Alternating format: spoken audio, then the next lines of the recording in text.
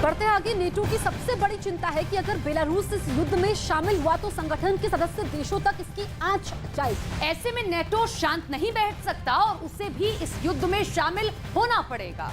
अमेरिकी राष्ट्रपति Joe Biden पहले ही परमाणु हमला करने पर रूस को इसका अंजाम भुगतने की धमकी दे चुके हैं।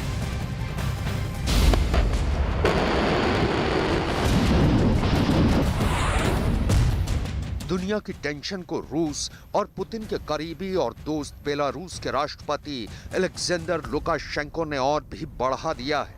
राष्ट्रपति लुकाशेंको का आरोप है कि नेटो और यूक्रेन मिलकर बेलारूस पर हमले के प्लान बना रहे हैं। इतना ही नहीं, उनका तो ये भी आरोप है कि यूक्रेन और नेटो बेलारूस पर परमाणु हमला भी कर सकते हैं। राष्ट्रपति लुकाशेंको के इस बयान से लगता है कि वो राष्ट्रपति पुतिन के खतरनाक प्लान यानी यूक्रेन पर टैक्टिकल न्यूक्लियर अटैक की जमीन तैयार कर रहे हैं। दुनिया भर के रक्षा विशेषज्ञों का यह भी मानना है कि रूस यूक्रेन पर सीधा परमाणु हमला नहीं करेगा, बल्कि अपने इस प्लान को अमल में लाने के लिए बेलारूस की जमीन का इस्तेमाल करेगा। इतना ही नहीं, बेलारूस में फिलहाल रूस के 9,000 सैनिक भी पहुंच चुके हैं। राष्ट्रपति पुतिन भी ये कह चुके हैं कि अगर नेटो ने रूस के खिलाफ आक्रामक रुख रखा या उससे सीधी जंग की शुरुआत की तो ये दुनिया के लिए महाविनाश की जंग साबित होगी। यानी खतरा बड़ा है। नेटो और रूस के बीच बढ़ते तनाव के दौरान दुनिया तेजी से परमाणु युद्ध की तरफ बढ़ती जा रही है। इसके अलावा बेलारूस अपने सहयोगी देश रूस को अपने देश में उसका सैन्य बेस बनाने के लिए जमीन भी देने वाला है। दरअसल बेलारूस और यूक्रेन के बीच 1000 किलोमीटर से ज्यादा लंबी सरहद है और बेलारूस में रूसी सैन्य ठिकानों का एक बहुत बड़ा मतलब निकलता है। रूस ने युद्ध की शुरुआत सबसे पहले यूक्रेन के पूर्वी इलाके पर हमला कर की थी, लेकिन रक्षा विशेषज्ञों का मानना है कि अब रूस यूक्रेन को घेरने के इरादे से पश्चिमी यूक्रेन पर हमले की प्लानिंग कर रहा है। दरअसल बेलारूस की राजधानी मिन्स्क से यूक्रेन की राजधानी कीव की दूरी 528 किलोमीटर है, जबकि बेलारूस बॉर्डर से कीव की दूरी महज 150 किलोमीटर के आसपास है। मतलब ये कि रूस के लिए पश्चिमी यूक्रेन पर हमला करना बेहद आसान हो जाएगा।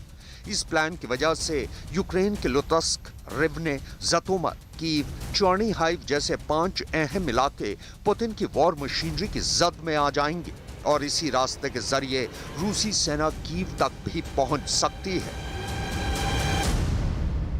नेटो की सबसे बड़ी चिंता यह है कि अगर बेलारूस इस युद्ध में शामिल हुआ तो संगठन के सदस्य देशों पर इसकी आंच आएगी। ऐसे में नेटो शांत नहीं बैठ सकता और उसे भी इस जंग में शामिल होना पड़ेगा। अमेरिकी राष्ट्रपति जो बाइडेन भी साफ कर चुके हैं कि अगर रूस ने यूक्रेन पर परमाणु हमला किया तो रूस को इसका अंजाम भुगतना होगा और ऐसे सूरत हाल में ये तय है कि यूरोप में महाविनाश का महासंग्राम शुरू हो जाएगा।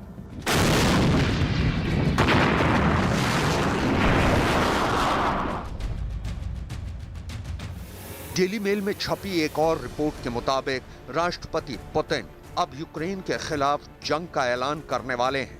अभी तक रूस यूक्रेन हमले को एक स्पेशल ऑपरेशन कहता आया है और रूस राष्ट्रपति पुतिन के प्लान के मुताबिक काला सागर में एक न्यूक्लियर टेस्ट या धमाका करने वाला है। लिहाजा रूस की सेना अपने इस मिशन के तहत काला सागर इलाके के पास रूस के कब्जे वाले खेरसौन से लोगों को बाहर निकाल रही है। लोगों की ये लंबी कतारें इस बात की तस्दीक कर रही हैं कि रूस ब्लैक सी में शो ऑफ फोर्स यानी अपनी परमाणु शक्ति दिखाने के लिए ये सब कर रहा है। इसके अलावा रूस अपना सालाना परमाणु अभ्यास ग्रोम भी करने वाला है, लेकिन अमेरिका का कहना है कि अभी तक रूस ने उसे इस बारे में कोई जानकारी नहीं दी है। रूस और अमेरिका में हुए करार के मुताबिक अगर रूस और अमेरिका कोई परमाणु टेस्ट करते हैं तो वो उसकी जानकारी एक दूसरे को देते हैं।